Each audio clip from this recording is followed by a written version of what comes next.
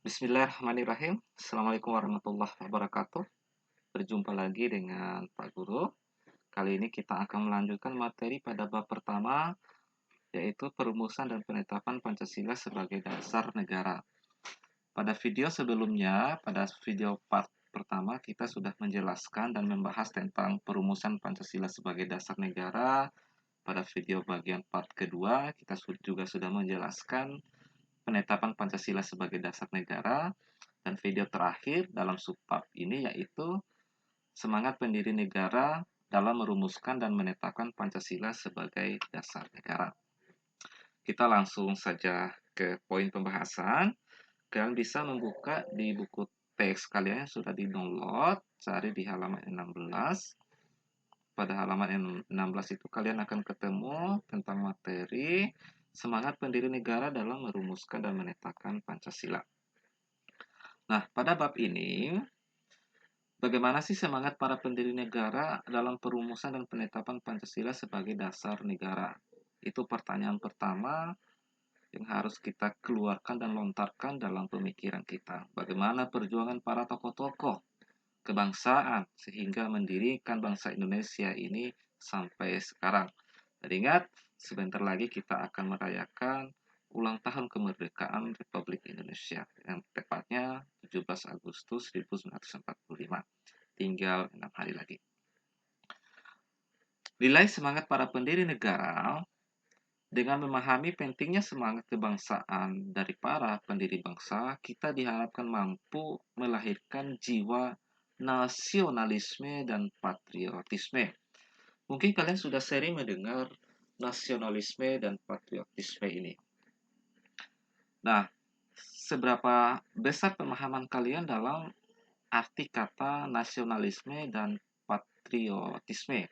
Nah, sebelum kita menjelaskan lebih jauh tentang nasionalisme dan patriotisme, perhatikan beberapa faktor yang Pak Guru jelaskan berikut.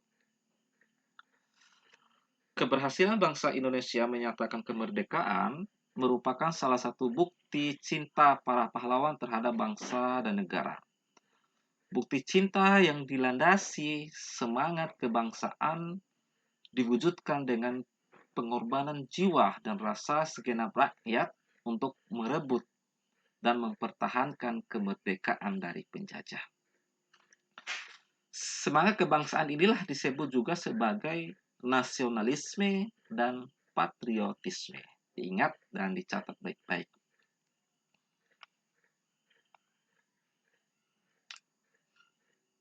Nasionalisme itu sendiri adalah suatu paham yang menganggap bahwa kesetiaan tertinggi atau setiap pribadi harus diserahkan kepada negara kebangsaan atau nation state.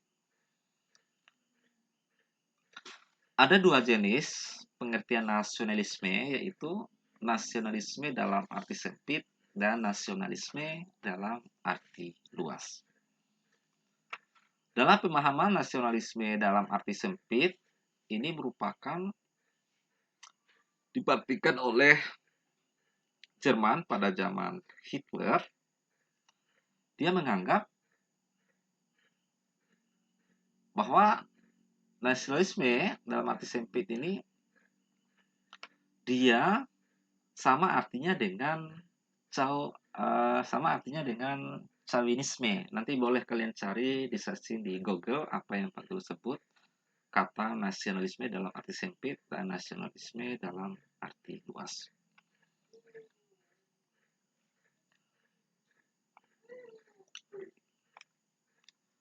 Kemudian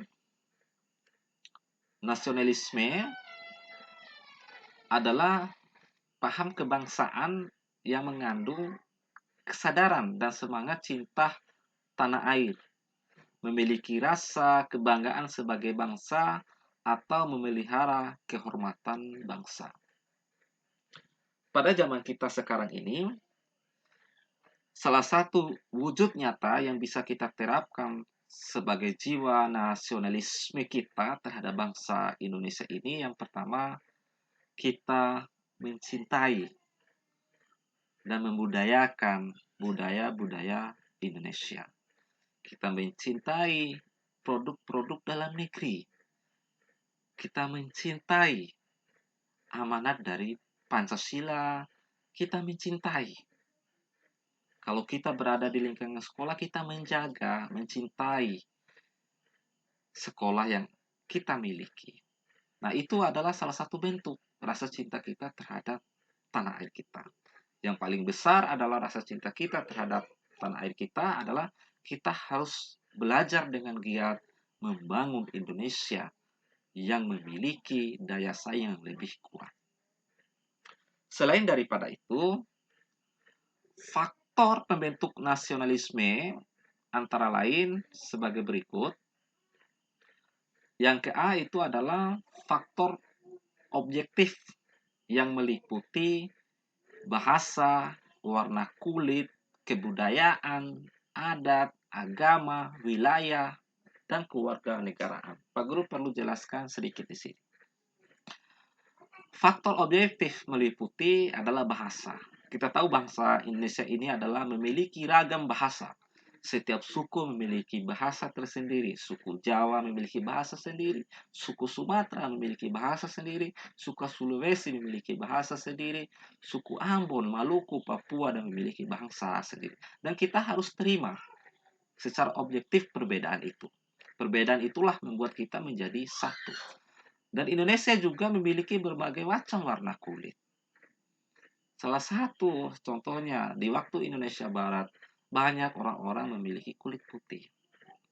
Kemudian Indonesia Tengah, tidak terlalu putih, tidak terlalu hitam. Kemudian di kita di Papua ini ada yang memiliki warna hitam. Kita harus pahami perbedaan semua itu. Jangan menjadikan perbedaan itu adalah suatu permusuhan. Kemudian budaya dan adat. Setiap daerah di Nusantara ini memiliki budaya khas dan adat masing-masing.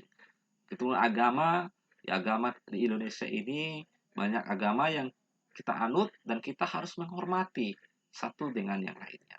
Kemudian yang kedua adalah faktor subjektif. Faktor subjektif ini meliputi semangat timbulnya kesadaran nasionalis atau nasional untuk terwujudnya negara nasional.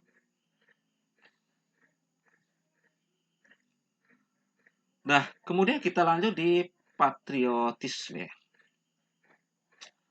Patriotisme ini berasal dari kata patria yang artinya tanah air.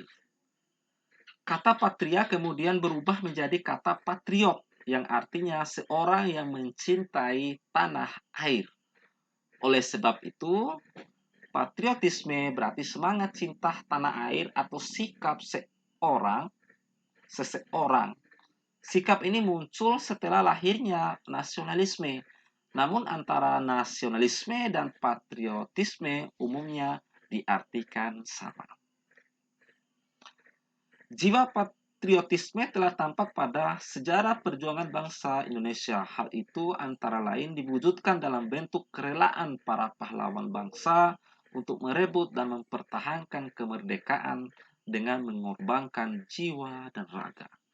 Jiwa dan semangat bangsa Indonesia merebut kemerdekaan sering juga disebut sebagai jiwa semangat 45. Sering kita dengar kalau kita lagi bermain atau berbicara sebutkan semangat 45.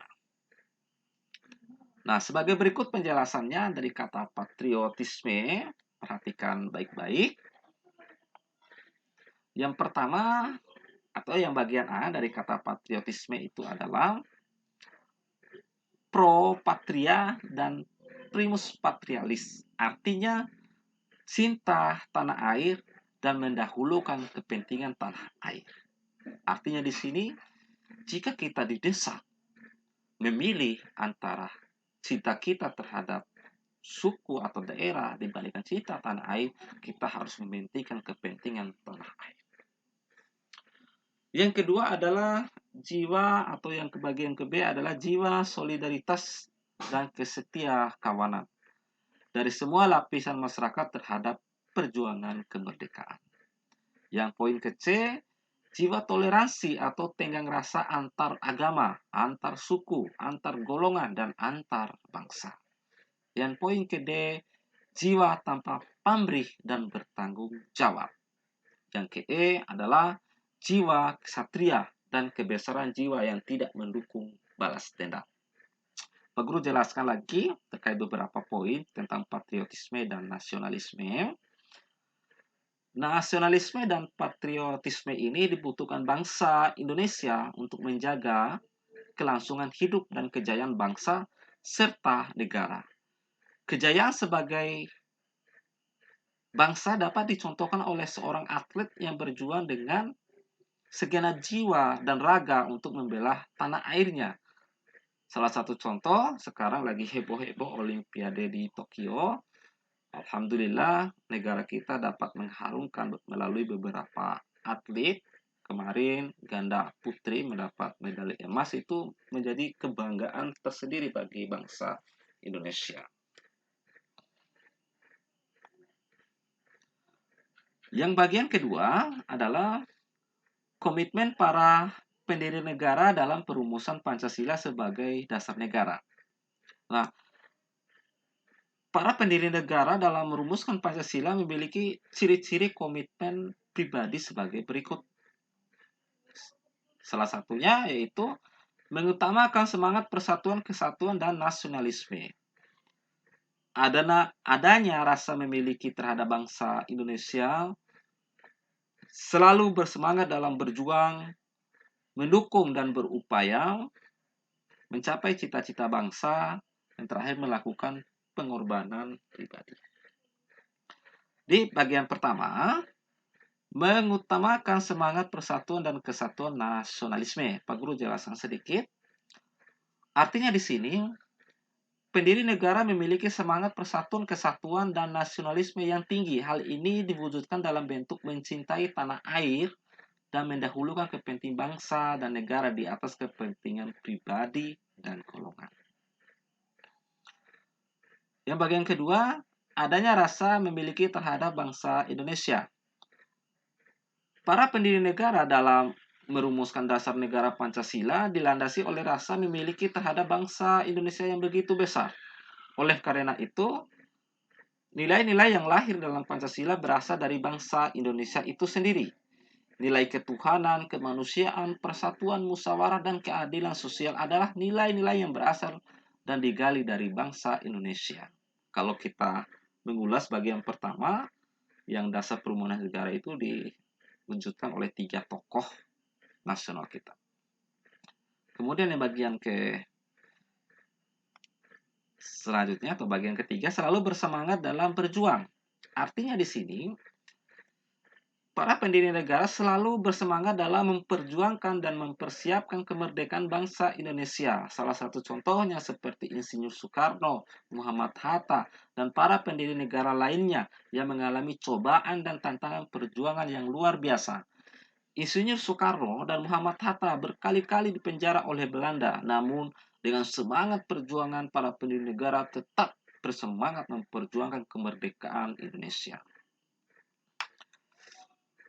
Mendukung dan berupaya secara aktif mencapai cita-cita bangsa. Di sini kita harus mendukung cita-cita bangsa, yaitu merdeka, bersatu, berdaulat, dan makmur. Yang terakhir adalah melakukan pengorbanan pribadi. Melakukan pengorbanan pribadi artinya di sini kita menempatkan kepentingan negara di atas kepentingan pribadi, serta mendukung segala keputusan yang menguntungkan bangsa dan negara. Salah satu contoh yang bisa kita terapkan pada masa COVID-19 ini adalah pemerintah sudah mengeluarkan berbagai peraturan tentang memperketat protokol kesehatan. Pakai masker, cuci tangan, jaga jarak, itu wajib kita sebagai bangsa Indonesia, sebagai warga negara yang baik, harus mengikuti peraturan pemerintah untuk kebaikan kita semua. Nah, demikian apa poin yang Pak Guru bahas. Semoga bermanfaat. Nah, silakan dibaca rangkumannya yang ada di buku tes kalian. Nanti kita akan evaluasi secara bertahap tentang kemajuan daripada belajar kalian secara mandiri di rumah. Yang pastinya perhatikan tugas yang telah Pak Guru berikan, yang belum kerjakan dikumpul kembali. Minggu selanjutnya kita akan melaksanakan penilaian harian bab pertama. Semoga bermanfaat. Pak Guru akhiri dengan membaca Alhamdulillah. Wassalamualaikum warahmatullahi wabarakatuh.